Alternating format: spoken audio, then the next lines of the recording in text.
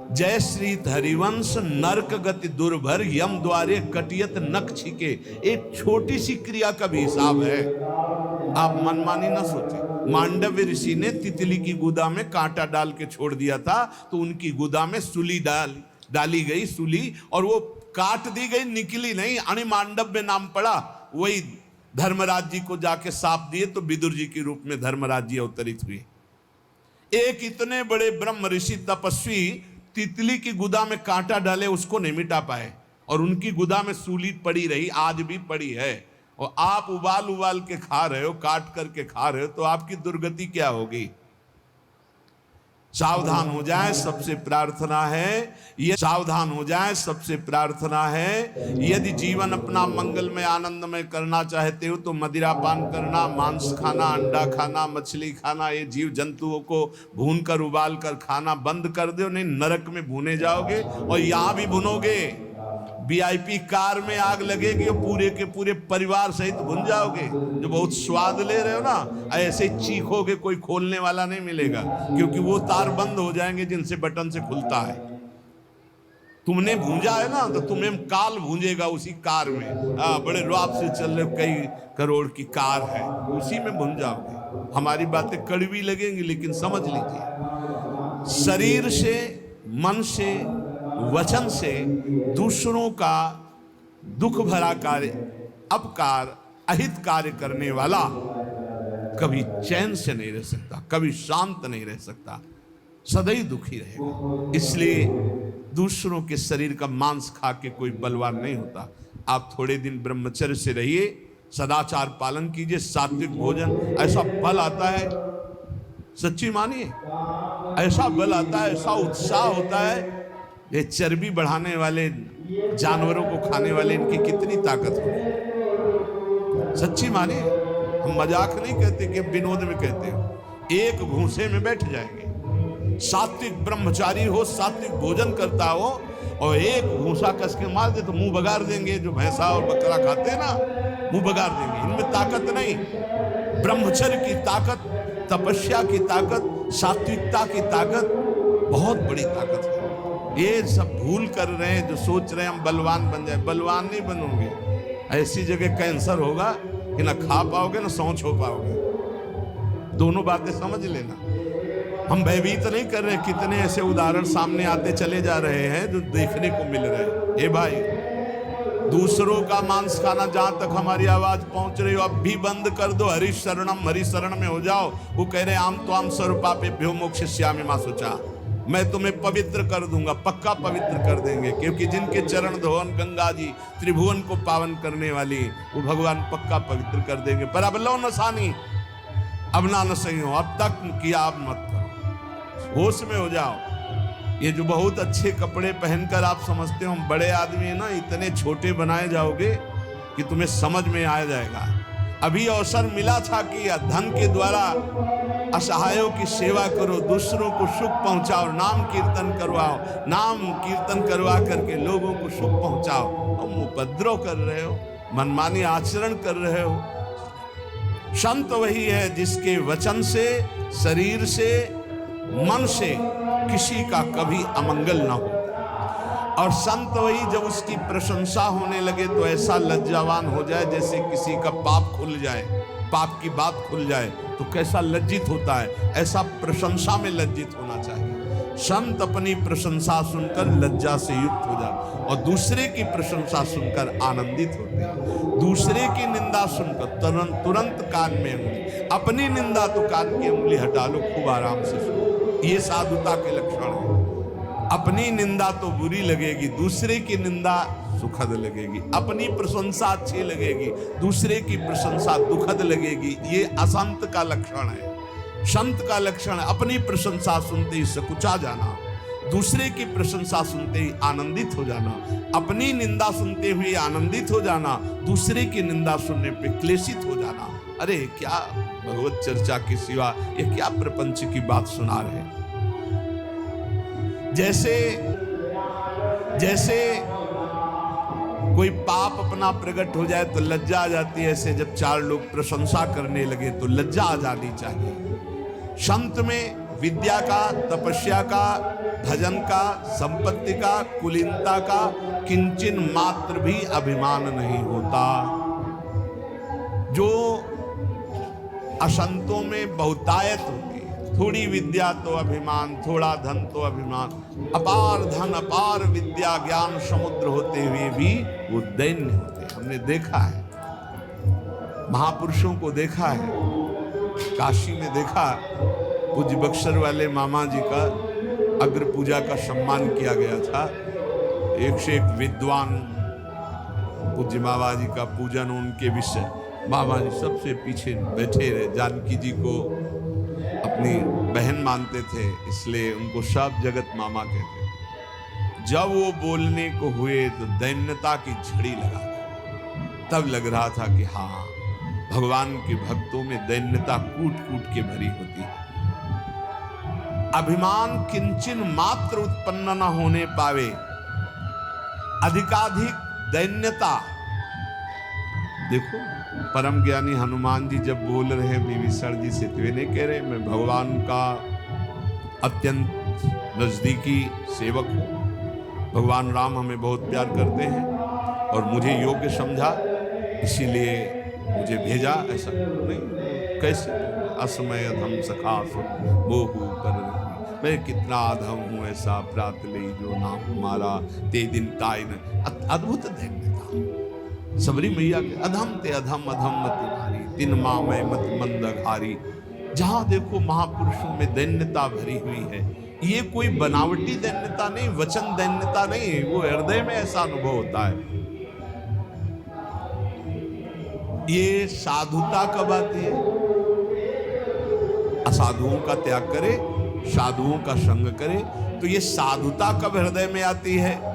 बोले तुंडे तांडवनी रतिम वितनुते तुंडावली लब्धे कर्ण क्रोड कदम्बिनी घटयते कर्णार्बुदेभ्यास्पृहाम चेता प्रांगण संगिनी विजयते सर्वेन्द्रियाणाम कृतिम नो जाने जनिता कियद्भिरमृतै कृष्णेति वर्णद्वयी। जिसकी जिह्वा में 2 अक्षर राधा राधा कृष्ण कृष्ण ये हर समय चलता रहता है, सब सद्गुण आ जाएंगे, धन्यता आ जाएगी, अभिमान का नाश हो जाएगा, तत्वबोध हो जाएगा, भगवत प्रेम हो जाएगा, विश्वास मान लो, सब कुछ हो जाएगा। रोज चर्चा इस बात की होती है, कह रहे इतना नाम में प्रेम हो जाए कि ऐसा लगे कि एक जिह्वा से काम नहीं चलता, करोड़ों जिह्वाएं हो जाए, करोड़ों जिह्वाओं से रटूं राधा राधा राधा राधा राधा राधा। कितना सुखद है नाम, ऐसा लगता है 2 कानों से काम नहीं चल रहा, करोड़ों कान हो जिससे हम सुने राधा राधा राधा कृष्ण कृष्ण कृष्ण। ऐसी मेरी लालसा, जिसकी ऐसी लालसा है वो कभी नाम छोड़ नहीं सकता।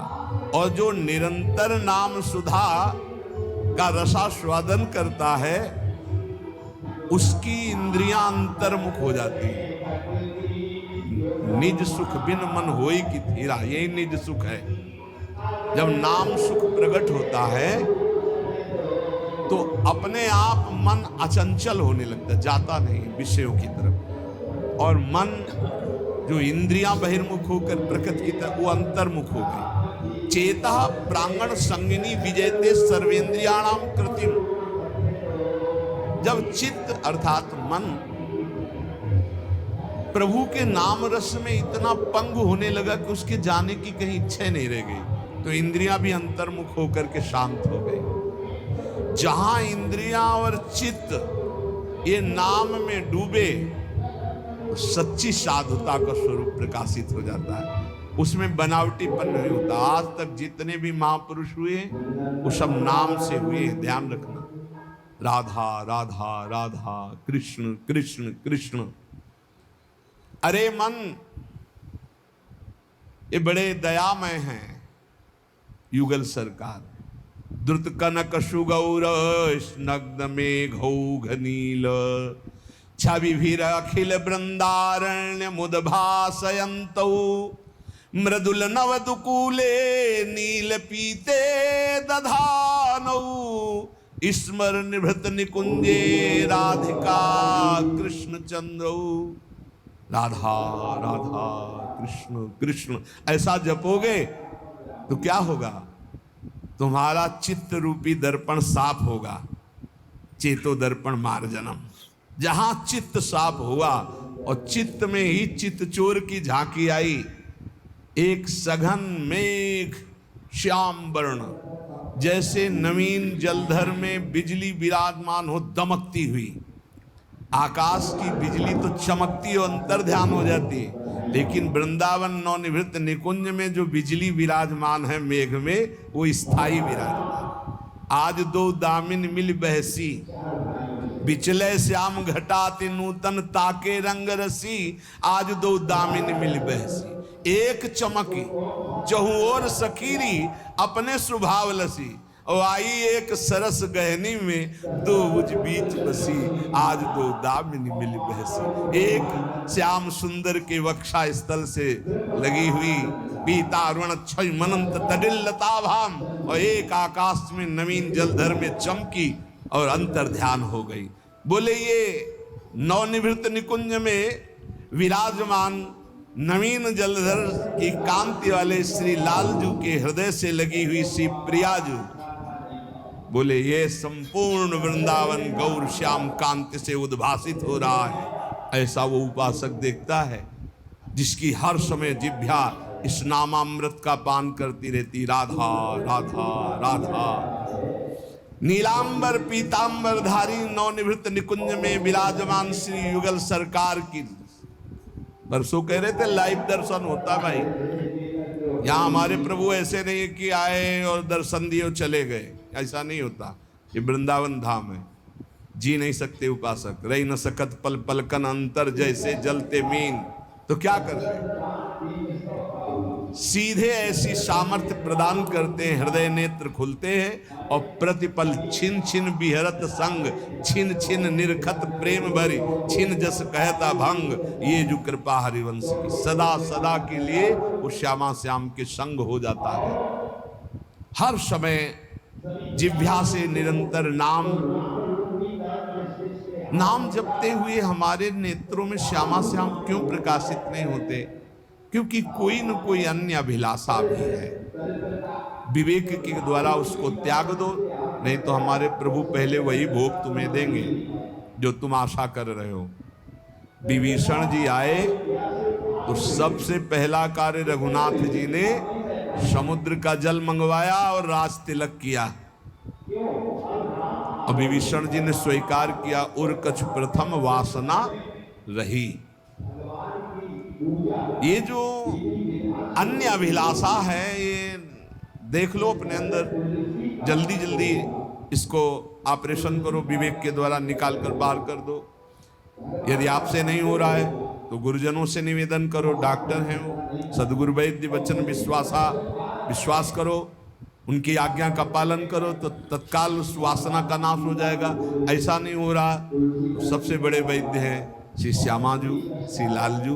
प्रियालाल से प्रार्थना करो, रो के प्रभु मेरी इस वासना की कभी पूर्ति मत करना, इसको नाश कर दो प्रभु। यदि मैं बार बार आपसे विमुख कोई वस्तु, व्यक्ति, पदार्थ, स्थान चाहूं तो नाथ मेरी इस वासना को नष्ट कर देना, कभी पूर्ण मत करना। अगर अन्य अभिलाषा बनी रही, यहां तक कि मोक्ष की भी अभिलाषा, तो हमारे श्यामा श्याम से प्रेम में बाधा पहुंच जाएगी।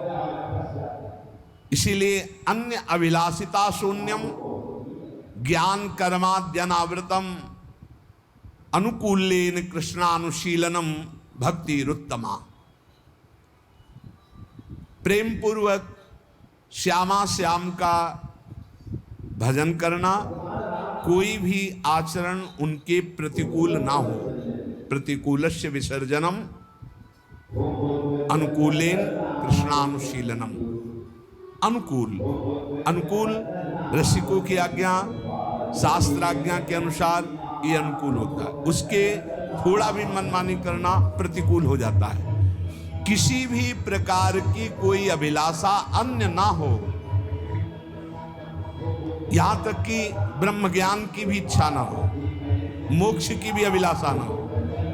बस जैसे भाई जी महाराज कहते हैं कि हे भगवान मुझे बुद्धिहीन बना दो, सब मांगते हैं कि बुद्धिमान बना दो, भाई जी महाराज कह रहे मुझे बुद्धिहीन बना दो।